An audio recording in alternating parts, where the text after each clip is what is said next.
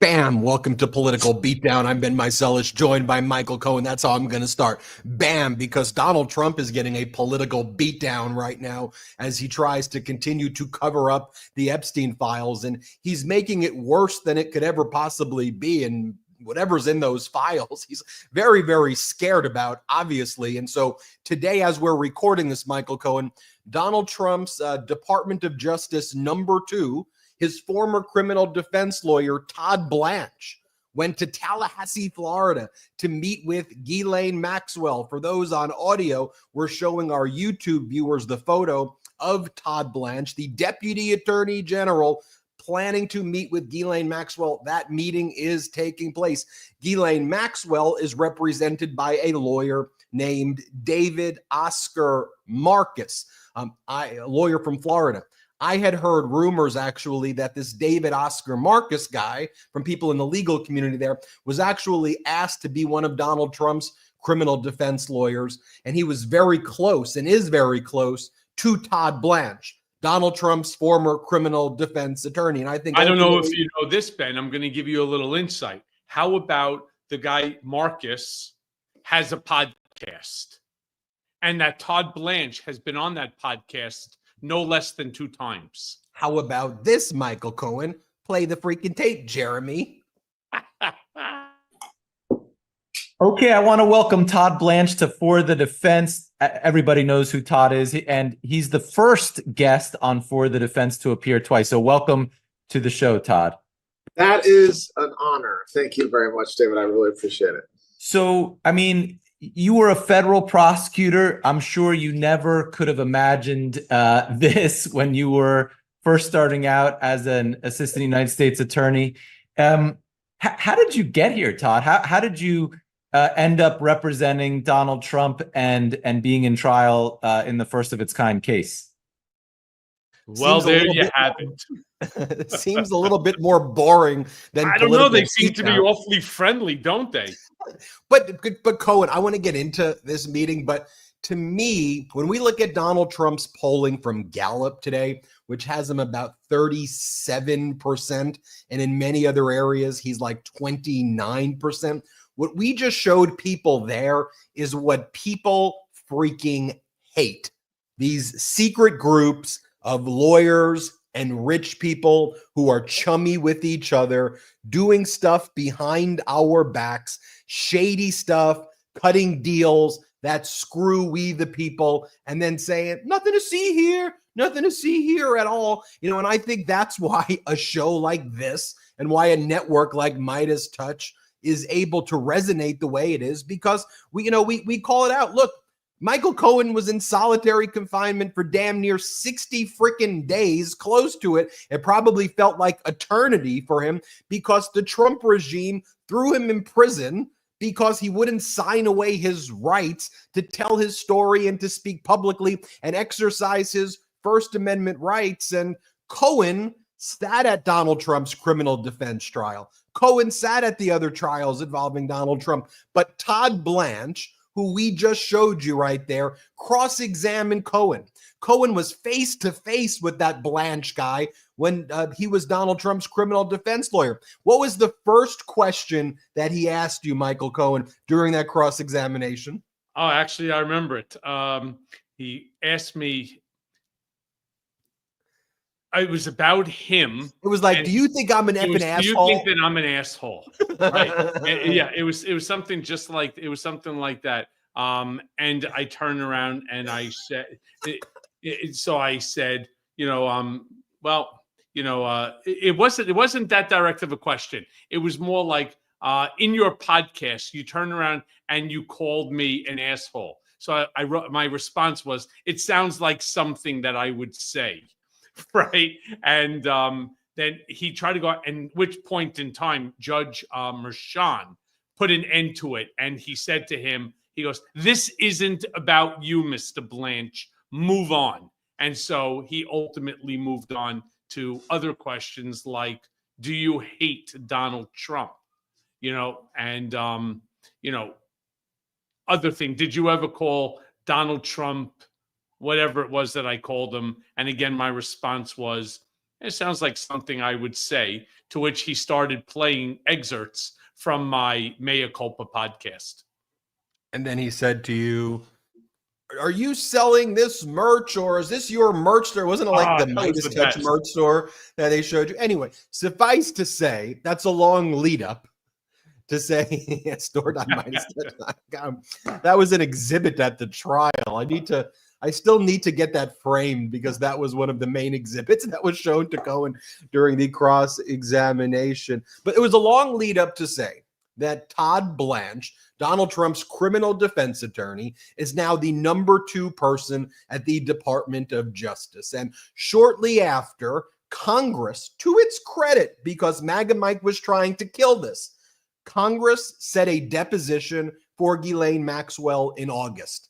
And so, boom, what does Trump do right away? Sends his DOJ to meet with Ghislaine Maxwell immediately, talk to her before the deposition can take place. And he sends his personal criminal defense attorney, turn number 2. And let me just read for you, Cohen, some of the quotes that came out of this, because from that bombshell Wall Street Journal article where it was reported that Donald Trump was informed his name was all over the Epstein files back in May, there was a portion that people may not have focused enough on from that article. One of Maxwell's lawyers, David Oscar Marcus, by the way, who you all saw on that podcast with Todd Blanche, chummy, good friends, confirmed the discussion and said, quote, "We are grateful to President Trump for his commitment to uncovering the truth in this case. Maxwell has been seeking to have her conviction overturned, contending she didn't receive a fair trial." Now, after the House Oversight issued a subpoena to Ghislaine Maxwell, that same lawyer, David Oscar Marcus, told CNN, "As for the congressional subpoena, Miss Maxwell is taking this one step at a time. She looks forward to her meeting with the Department of Justice, and that discussion will help inform how she proceeds." Cohen, translate that for us. Okay, let me translate it. First of all, I think, and I'm speaking now as if I was still part of the Trump team going back years ago. Circumstances being as they are, I think Todd Blanche is doing exactly what he needs to do for Trump. Not for us. Again, I want to be clear about this. For Trump, he is doing exactly what he needs to do here. Why do I say that? The only difference is if I was the one that was doing, I would have made sure that it was done quietly. I would not have news outlets waiting for me to take pictures and stuff like that. I would have had the conversation one-on-one, in confidence, quiet, not for the public to know. That's what I would have done. Now, why do I say that it's the right thing to do? There is only 2 options here. Only 2. In fact, I'm going to write about it for tomorrow in my Substack then. And thanks to Midas Touch Network for regularly posting my Substacks, because I think they're informative. They sound, unfortunately, the way I write, the way I speak. So if you don't like the way I speak, you probably won't like my Substacks. If you like the way I speak, you will like them. There's only 2 options here. One, that Donald Trump could be in trouble because Ghislaine Maxwell has information. In fact, let me switch it around. If she has nothing to say regarding that, well, they don't have to worry about anything. She'll do a little more time. Maybe he'll commute her sentence as long as she turns around and agrees to keep her mouth shut. But option 2 is that there is something that she could do or say that could hurt him, at which point in time, what I believe, they'll make a deal, and the deal would be a pardon, and a pardon subject to, again, 2 things. 1, she leaves the country, and 2, she signs some Frankenstein type of NDA where she agrees to never, ever speak about this matter. No documentaries, no memoirs, no interviews on or off the record with journalists and so on. Those are the only 2 options. So Todd Blanche is doing exactly what he needs to do for the president, with one caveat here. Just one caveat. That's not the job of the DOJ. And that's the part that people are taking offense to. He's doing the job if you were a criminal defense attorney and you were representing somebody accused of crimes and you had the access to witnesses and you had the power and ability to do such a thing and you were representing someone. That's what a criminal defense attorney would do to try to protect their client. Hey, Ben, by the way, are you aware that when he sent letters to the DOJ, to the BOP in order to make this meeting, he actually signed it as if he was Donald Trump's criminal attorney, as the way that he did in the representation letters when I was being deposed? He made the mistake. He went back in time and put down that he was the personal attorney to the president. In the signature line where you can designate what the basis of it is, that I represent Donald Trump versus I represent the United States of America. Of America, and that is a deeply problematic thing. And, I think, Cohen, and push back if you think I'm wrong, I think this makes it worse. I think the American people recognize that she is a sex trafficker. She's someone who has been convicted of heinous crimes. And the evidence that came out publicly of the things that she would do to help Epstein sex traffic underage girls makes her have very little to zero credibility at all. In the sentencing memorandum from the Department of Justice, from the lawyer who got fired, by the way, by Donald Trump, Maureen Comey, the Department of Justice basically says that she, Ghislaine Maxwell, is unremorseful, is a liar, was whining about the prison conditions more than, and saying that she was set up. And the DOJ says you can't trust a word that Maureen Comey saying you can't trust a word that Ghislaine Maxwell says. So I think that this makes it worse because it's clear to the people, wait a minute, this doesn't smell right. Now you're sending your own personal criminal defense lawyer who you appointed at the DOJ to meet with her. So of course, that now adds to the intrigue.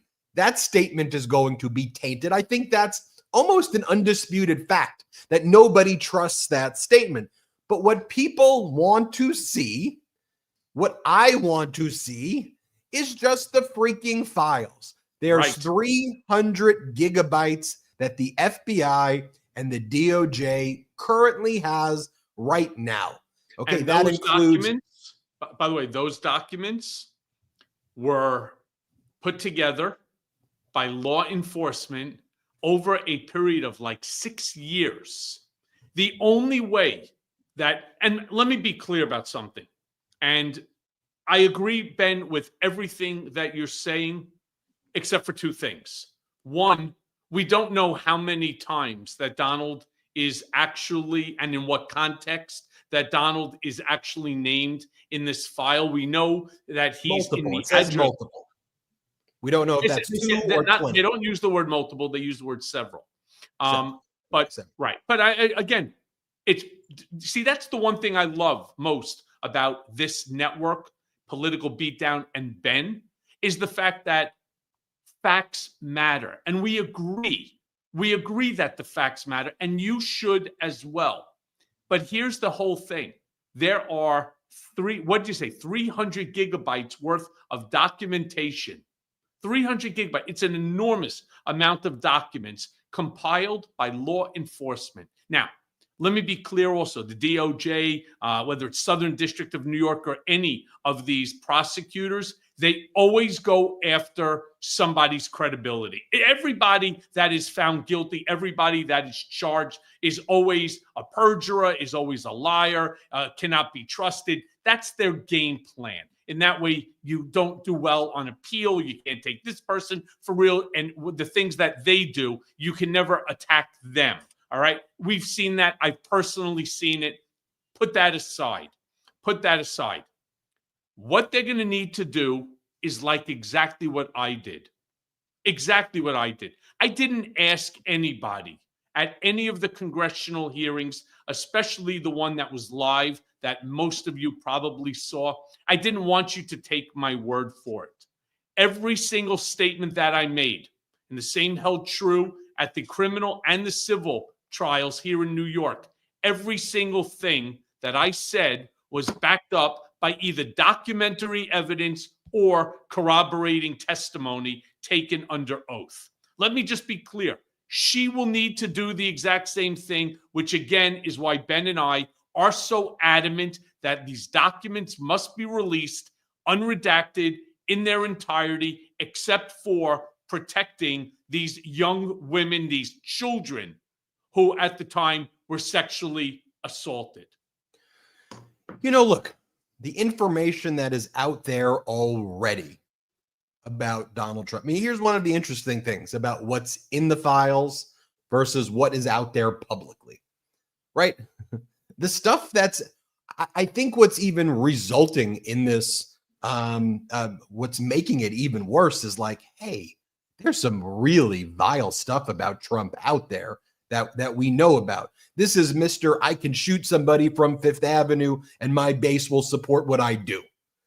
But here's the one thing where you're like, but you can't see this. So we think about it and we go, well, you are the guy on the Access Hollywood tape, right? Who did this? Play the clip. And I failed. I'll admit it. Whoa. I did try and fuck her. She was married. Huge news there. No, Nancy. Yeah. No, this was marriages. And I moved on her very heavily. In fact, I took her out furniture shopping. She wanted to get some furniture. I said, I'll show you where they have some nice furniture. I took her out furniture. I moved on her like a bitch. But I couldn't get there. And she was married. Then all of a sudden, I see her. She's now got the big phony tits and everything. She's totally changed her look. I better use some Tic Tacs just in case I start kissing her.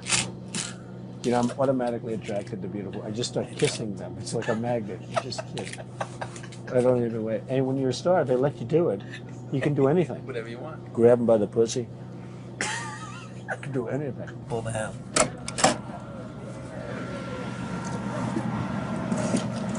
Hello, how are you? Hi.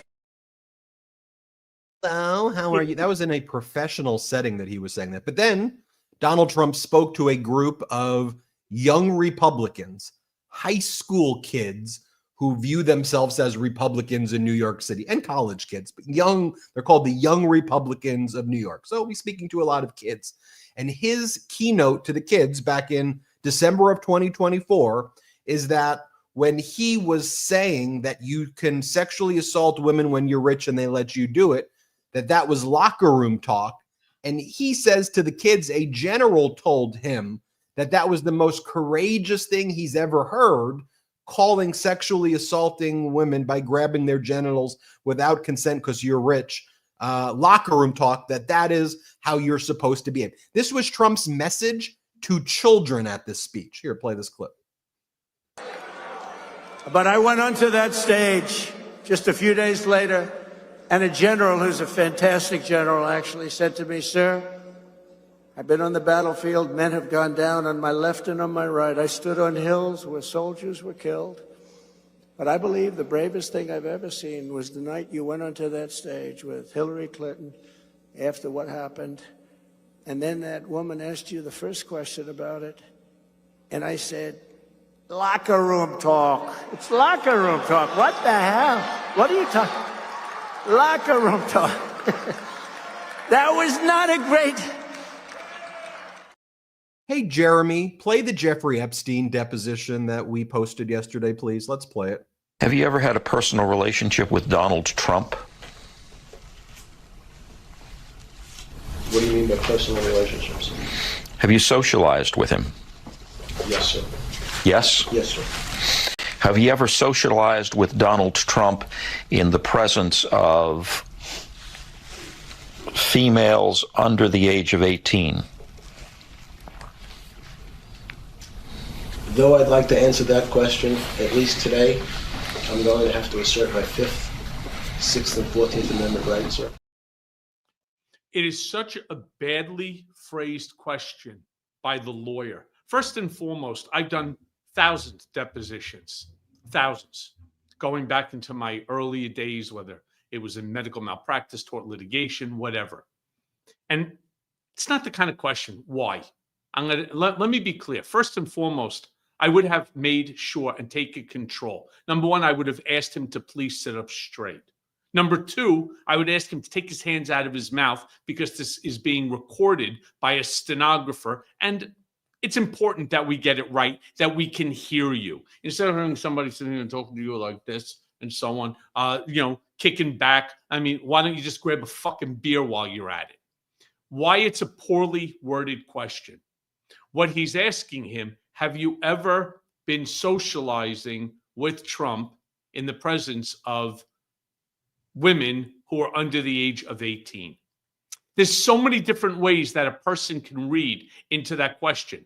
So Jeffrey could have been with Donald in a specific location, not even in the same room, but in a specific location, because they were all they were in his house or on his island or what have you. And Jeffrey could have been the one that was with the underage girl. Ask the question straight and direct. That's how I would have done it. Doesn't it make it worse though, Cohen, that he was, because he could have answered the question to obfuscate, but the fact that Epstein's mind goes to invoking, to your point is, Cohen, is that there's a lot of interactions that could occur with underage girls in a given day that are not things that you need to invoke the fifth for. So your point is that the question was not specifically tailored to the criminality. If Correct. You go to a restaurant, you don't know if the server at the restaurant's 17, your point is there could be interactions where there are people who are underage. That doesn't mean it's criminal. But my point, Cohen, is, isn't it make it worse that the first thing that Epstein thinks about is an interaction with Trump and an underage girl is 100%. I got to invoke my fifth for that one. Well, again,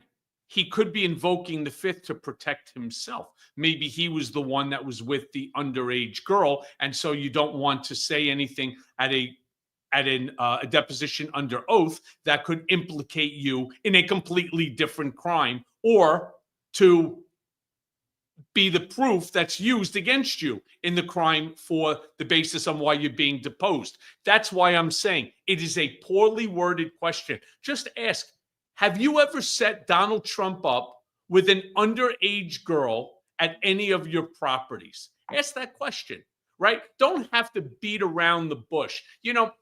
There's so many folks, Ben, that join us in our political beatdown, our brigade community. And one of the things, now I know that there's always a lot of bots that try, and that's the problem when you become big. Just so you understand, Political Beatdown, the #1 show on YouTube whenever we're on. Always #1. Midas Touch Network, bigger now in terms of viewership than Fox. Midas Touch is a podcast with his brothers, the Meiselas brothers, bigger than Joe Rogan. So we're going to get the haters in here. And I don't want our brigaders to worry about these folks. The problem is, first and foremost, they're stupid. And they say dumb things that have already been disproven. One, I've never been to Epstein's Island. Two, I started working for Trump after their relationship was long over and gone. All right. Three, as I have said, and some people are like, oh, it sounds like you're defending him. Not defending him. Never spoke to Trump about Epstein. That I know because it would have been to me. And we never spoke about Epstein. I never saw Epstein in the office. I never heard Epstein call. These are facts. These are true. All right. I have no reason to defend. I have no reason to indict. You know what I want? I want the files. That's all that I want. I want to see the files. And maybe Trump, maybe he's named in some of the pages, but it's nothing criminal, right? Maybe he's named in it that it is criminal. I don't know. All right. If you like Trump, then you're saying, no, he never. If you dislike him, absolutely. And so I don't like to go on speculation, innuendo. There are facts that are there in that file. And all I care about is the truth. All I want to see are the documents. Yes, Reno, files. That's all I want to see. I want to stay up for 2-3 days reading all 300 gigabytes of documents so that I can come here with Ben and we can give you, as we say in Jewish, right, the emes, the truth, all right, in terms of what went on here. And if he is, he needs to be held accountable. If he isn't, no problem. See, here's the thing, though. Based on the files that have already been released, which is probably about 10%, and that comes from the various civil cases and some of the other cases where public records requests were made. In my view, the stuff that's out there already is grotesque, ghoulish stuff. And I'm not just talking about the fact that Donald Trump's name appears on the flight log 7 times, or that Epstein went on Trump's plane with women of indeterminate age, as it was described by one of the witnesses there. I'm talking about the fact that it is undisputed that at Mar-a-Lago, they would hire an underage girl, a little girl who was homeless, named Virginia Giuffre, who they made the towel girl at Mar-a-Lago. That was her position, towel girl.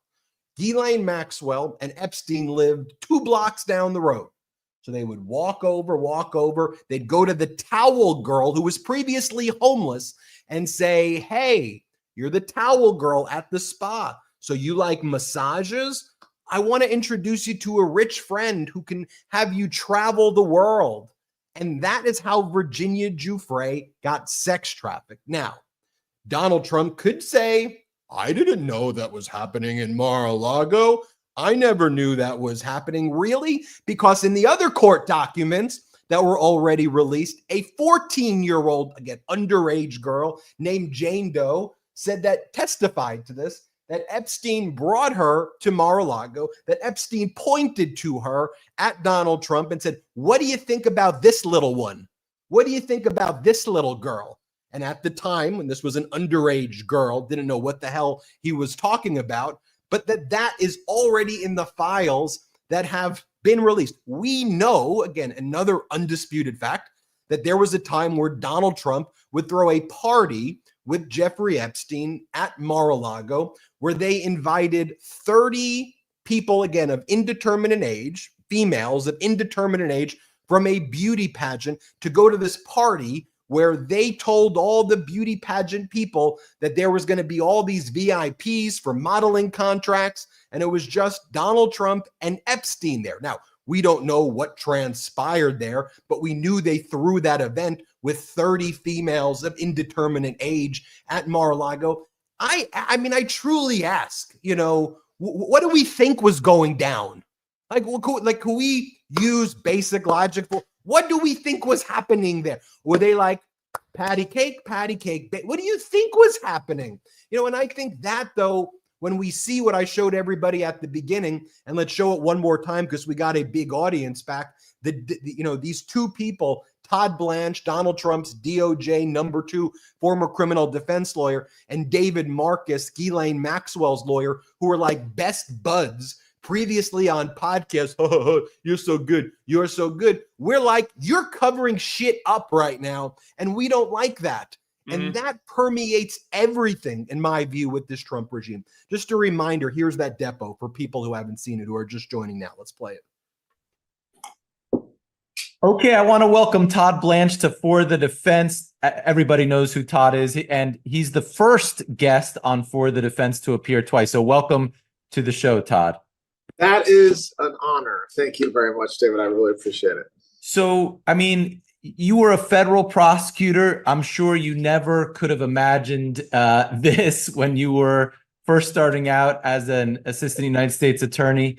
How did you get here, Todd? How did you end up representing Donald Trump and being in trial in the first of its kind case? And by the way, Cohen, Michael Wolff, who you interviewed recently, Donald Trump's biographer, who was also potentially going to write the Epstein biography. He said, you want to talk about, set aside the Wall Street Journal article where Donald Trump is suing them for defamation. You want to know what Michael Wolff said? He said that Epstein showed him photos of Donald Trump with, again, females of indeterminate age naked on Trump's lap, with Trump having a stain on his crotch while holding. That's what Michael Wolff said. Donald Trump hates Michael Wolff. I don't see a defamation case again. I mean, and Michael Wolff is careful.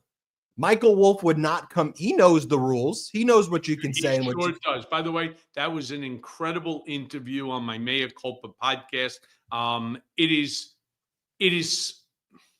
It's damning. I mean, Michael Wolff's commentary is absolutely damning. But again, here's something that I truly believe in, because I have seen it over and over and over again. I have watched people turn around and take scenarios, and then it moves just slightly to the left and then a little more. My whole point, and I think, Ben, you'll agree with it, hopefully you will, as lawyers, why do we even have to be in this situation right now? Why? There's no reason for us to even have to speculate one iota. There is a file that's there that will give us all the answers that we are looking for. It will hold those accountable who need to be held accountable, regardless of who those individuals are. So I don't understand, I really don't, why they won't release the files. So what ultimately happens? Well, clearly the reason is because, Donald Trump has something to hide. Well, sure, that's certainly one argument. There may be another argument as well. Maybe he's trying to protect somebody, or could go in 1,000 different directions. It could go into many different. I don't want to start speculating. This is too important for anybody to be wrong. And I just say, release the freaking documents. Let us take a look. Make sure that it's redacted to the names of these young women. They've suffered enough already.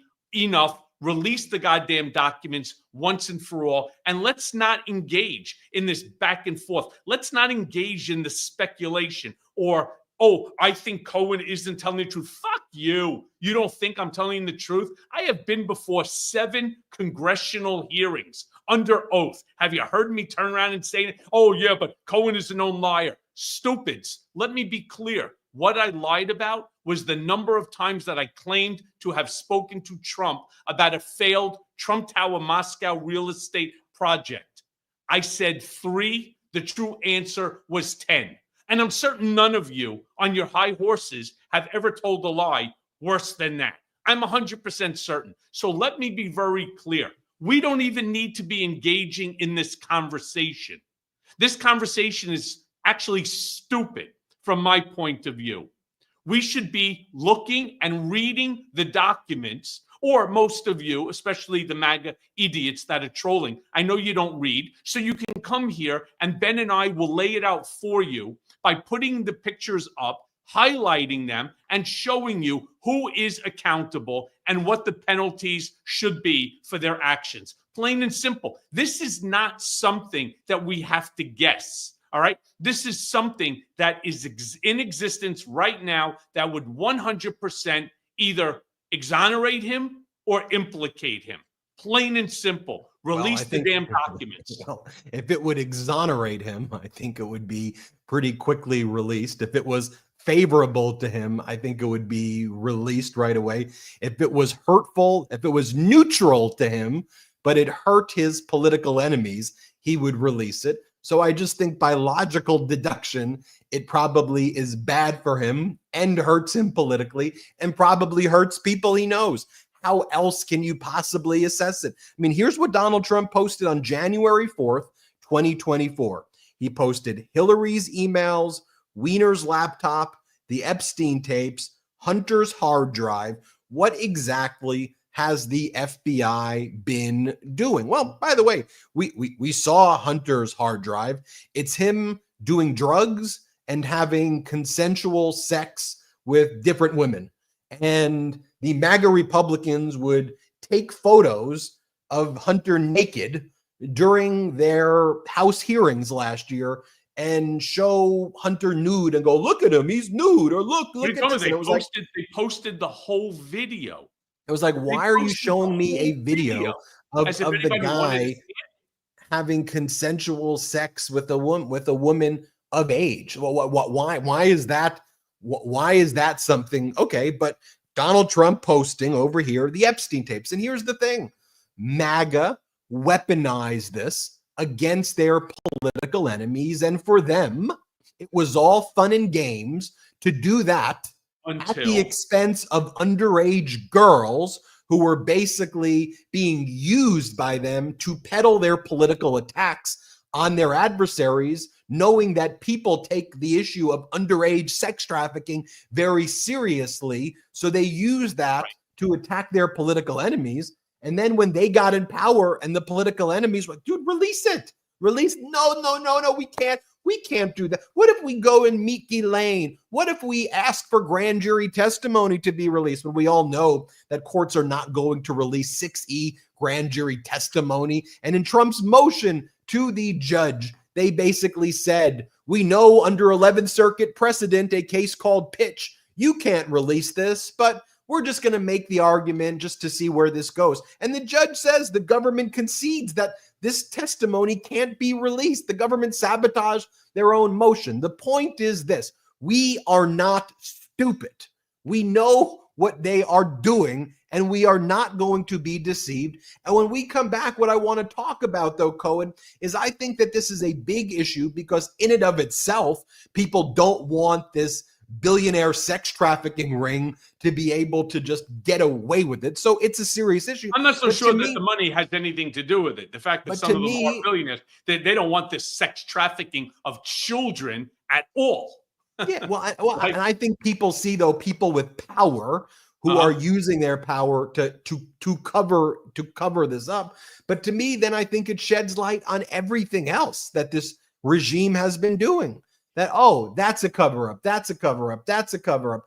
Oh, you covered up what you did in Texas during the flash floods, and now the urban search and rescue leader had to resign. Oh, you covered up, the disastrous trade war against the world. It's one thing after another. We'll talk about it. We got to take our first and only quick break of the show. A reminder, subscribe to Michael Cohen's YouTube channel at The Michael Cohen Show. Subscribe to patreon.com/political beatdown. It was great to see everybody who joined our last Patreon members meeting where we answered everybody's questions. We'll be doing that again soon in 2 weeks. So if you want to meet Michael Cohen, go to patreon.com/political beatdown. Subscribe to Michael Cohen's Substack and our Substack at the Midas Touch Network. We post a lot of Cohen's articles there as well. And also Michael Cohen's podcast, Mea Culpa. He had Michael Wolf on recently as well. All right, let's take our first and only quick break of the show. We'll be right back for the two-finger salute.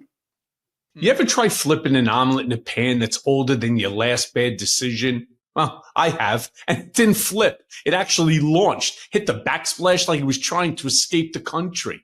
That's when I knew that it was time for a serious upgrade. And that's when I found Hexclad. I mean, this isn't your grandma's scratched up skillet. Hexclad, it combines the muscle of stainless steel with the magic of non-stick. You get pro-level cooking without the cleanup disaster. I mean, I cooked spicy shrimp last night. Didn't stick, didn't scorch. It didn't leave me soaking pans until morning. And let's talk about the knives. 67 layers of Japanese Damascus steel. I mean, these things are so sharp, they cut tension at a congressional hearing. Now, I've been slicing garlic so thin that I'm starting to hear Tony Soprano narrate my life. I mean, they're oven safe up to 500 degrees. They're dishwasher safe, and they're built like a tank. Plus, they come with a lifetime warranty, not 4 years, lifetime. I mean, that's more commitment than most politicians give their constituents. Oh, and by the way, Gordon Ramsay uses Hexclad. I mean, that guy screams at food for a living. I mean, if these pans can survive him, trust me, they can survive anything in your kitchen. So here's what you do. Go right now to hexclad.com/beat and get 10% off. That's Hexclad, HEX hexclad.com/beat, B-E-A-T. So again, that's 10% off your entire order at hexclad.com/beat. So level up your cooking and treat yourself to the cookware that takes the heat and keeps looking good while doing it. So bon appetit with Hexclad. You ever walk out of a doctor's office and you feel like you just got conned? I mean, like they barely looked at you, but they told you that you're fine. Maybe advise you to drink some more water and that's it.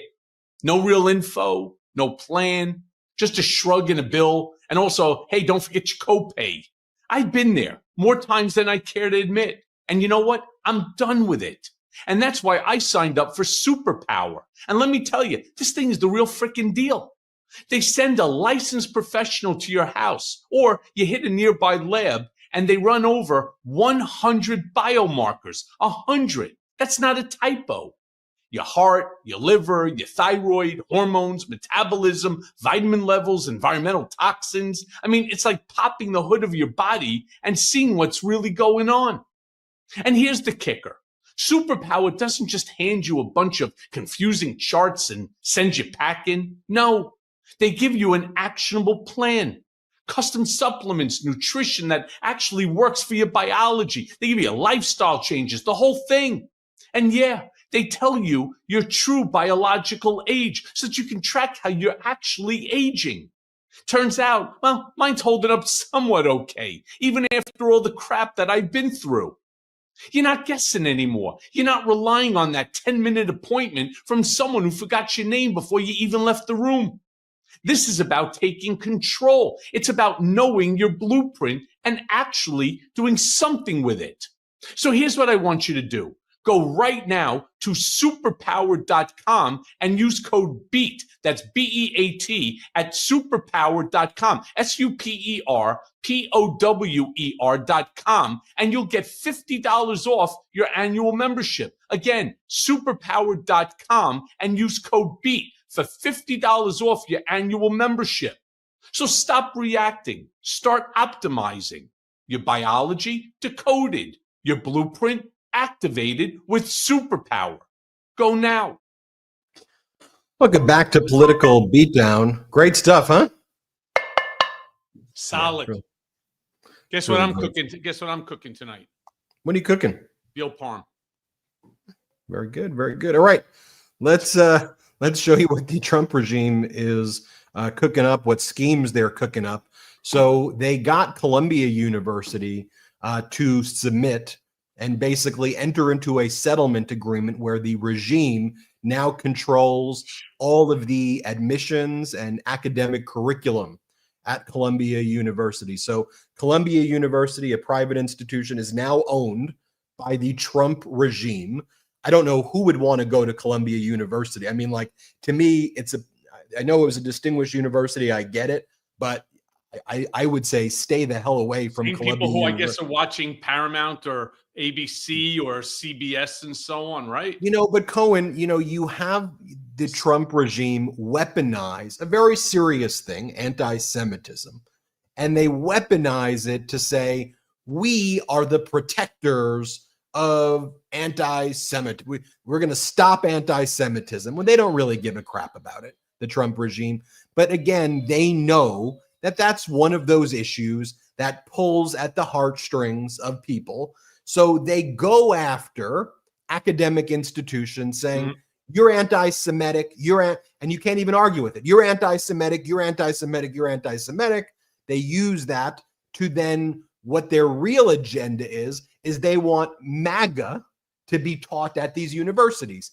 And they view university curriculums, debate, intelligent professors who discuss ideas as being a threat. So Linda McMahon, the WWE wife lady, who in the WWE has a lot of like cover up sexual abuse lawsuits against it. When she was on Fox this morning, she said the quiet part out loud. She goes, notice she doesn't say here really anti-Semitism. She goes, this is a monumental victory for conservatives who wanted to do things to elite college campuses, because that's what their goal is here. Here, play this clip. And I think that this is a monumental victory for conservatives who've wanted to do things on these elite campuses for a long time, because we had such far left-leaning, professors, and we had 27% of the students that are coming in, are from outside of the United States. I think that's one of Harvard's stats. And so Columbia is clearly on board. I'm really pleased with this victory. It wouldn't have happened if Donald Trump were not president, and I'm really pleased to execute his vision for this, that our campuses are now they're what they should be. They're places for debate. They're places for education. They're not places for left-leaning riots and anti-Semitism. And I'm really pleased with this result. Well, you should be. I mean, this is an incredible victory. Many. An incredible victory. Hey, Ben, can I ask you a question here? So there's $221 million, allegedly, according to Fox. I heard 220. Either way, it's a massive amount of money. My question for you is, where's that money even going? All right. And shouldn't it, because it's not just anti-Semitism, don't get me wrong. I've been the subject of anti-Semitism myself. I get it. I understand that some of the students felt concerned about going to class, that the protests and so on. I got it, that there's these Middle Eastern study classes or programs. I mean, there's whole degrees that you get on Middle Eastern study that they want to get rid of, claiming that the professors are all indoctrinating young students into whether it's Islam or into, extremist ideology. I don't know. But my question is, where is that money going? All right. It's certainly not going, say, to the Jewish students who are unable to get to their class. It's certainly not going to, say, the Black and brown students who are the subject of racism at schools as well. So who's benefiting actually from this $220 million recovery? I mean, I guess Benjamin Netanyahu. I mean, because apparently, you can criticize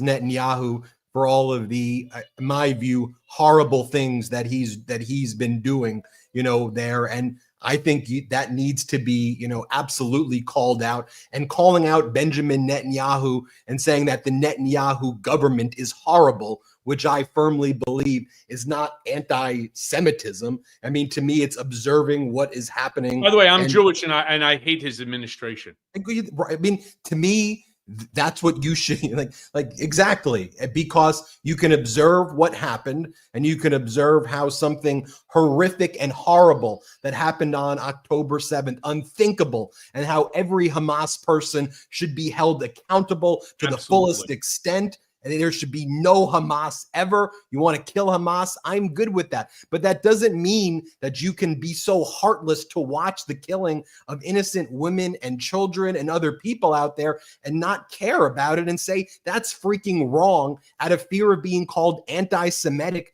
and getting your funding taken away. Who is getting the money? Because with the administration, this wasn't about setting some, lofty ideology or to combat anti-Semitism or racism or sexism or misogyny or xenophobia or homophobia or Islamophobia or anti-Semitism. It's not. All right. This was all about bringing an Ivy League institution like Columbia University to its knees to come and kiss the ring and acknowledge whatever it is that Trump and this administration is going to now be a part of the curriculum that is going to be taught at the school. That's all it's about. It was about collecting the money as a penalty. Now, my only question is, okay, great. You sued them, you bullied them, you won. Where's the money going? Who's actually getting the money, and what is the money going to be used for? I'm just curious, because I have searched for that answer and I haven't been able to find it. Well, then they basically install their new interim puppet president of the university, who then goes on CNN and then says, well, we had to do this for medical research. we had to do this for, we did this for the students. This is what the new interim president of Colombia said, who's basically a puppet of the Trump regime. Here, play this clip. Would you like me playing the violin? Many headlines about $400 million. This is really access to billions. It was a lot more than that. Billions of dollars in future funding. And it's not just money for Colombia. I mean, this is about science. It's about curing cancer, cutting edge, boundary breaking science that actually benefits the country and humanity. So that was essential. How existential was the threat becoming? When you talk about, I mean, I saw over like $1.3 billion that the school was not losing. Yes. Mm-hmm. How existential was this threat to the university if it continued? There are lots of ways to measure it. So $1.3 billion a year, billions in future funding. But we are a massive research institution, one of the best in the world. It's hard. We'd have to sit here for hours for me to tell you everything we do in terms of that boundary breaking research. And that's research really that powers the technology in this country, innovation, and of course, all the biomedical research that so many people benefit from. So I think the stakes were high for us in terms of what we do. And by the way, for our students also, we're an incredible training ground for the future of science. But I think it's fair to say they're existential broadly for science in this country as well. We have to get that funding back on track. Not anymore, Columbia. Sorry. Sorry, you're going to do the science that Trump wants you to do, which he goes, windmills, real. You ain't going to do science. You just surrendered Columbia University with a distinguished history of academic freedom to an administration that hates science. You, whoever you are, just committed the ultimate betrayal. You just destroyed Columbia University, and shame on you. I'm going to give you a layup, two-finger salute. By the way, of course, because she's absolutely off her rocker. First and foremost, let me be clear that, yes, Columbia is involved in medical research and so on. She's already talked, oh, it's not just about us. No, it's about all the institutions, the academic institutions that do so much, i.e. Harvard, whereby, you have child cancer research that's now being defunded because of the curriculum of the university, the undergraduate and graduate school university, as opposed to the science departments and so on, which are completely separate from the school. She's speaking on their behalf, which she has no right to do, because let Harvard then end up capitulating. We haven't seen them do that. So I am 100%, Ben, with you, with that layup. This Columbia University president clearly gets the two-finger salute, because what she did is not benefit us. She benefited herself, knowing that there's billions of dollars on the line for them. So let's see, you don't have to be a magus. You don't have to be mathematicians here to understand this one. I'm going to lose about $1.4 billion worth of government grant funding for research and so on that would come to Columbia or its ancillary arms. Or do we pay $220 million over a 3-year period, all right, and allow them to step in and to help to shape our curriculum? We're going to go for the $1.4 billion. She sold out the university. She sold out America. And she sold out just about every student in this country, regardless of whether you're at an Ivy or not. And so to whatever the fuck her name is and so on, because I don't even care to know, fuck her, fuck Columbia, fuck the board for actually putting this thing together. It is horrible. Try to stand up, fight for what you believe in. Fuck you. Yeah, and don't use anti-Semitism as the reason that you're capitulating to the Trump regime. Okay, you don't try to weaponize that. Don't freaking go there. It just makes it far worse, in my opinion. And anyway, I could go on that rant forever. Michael Cohen, I want to remind everybody about your audio podcast, the Mea Culpa podcast. Everybody subscribe to Mea Culpa, subscribe to Michael Cohen's Substack, subscribe to the Midas Touch Substack, where we feature Michael Cohen's articles. Subscribe here, patreon.com/political beatdown as well. We held a Patreon members meeting where people got to, in a smaller group, meet Michael Cohen, ask him questions. There were no questions off limits. Now that I'm feeling better, healthier, we're going to be doing more of those in the coming weeks. So go to patreon.com/political beatdown and subscribe to Michael Cohen's YouTube channel at The Michael Cohen Show. A reminder, the live show I do with my brothers will go live, as always, 8 Eastern, 5 Pacific here on the Midas Touch Network. Make sure to watch that. And other than that, I just want to let the Beatdown Brigaders know we're proud of you. I really mean it. You've really hung in there, even during the dog days of summer, where it's easy to give up or just to avoid these things. We've all been collectively diligent together, whether it was the No Kings protests, but beyond the protests, every day protesting this authoritarian regime in small ways, in big ways, in any way we can. And that has a monumental impact, which is why, again, we see Trump's approval crashing. We see that we're reaching more and more people who are waking up to what is taking place.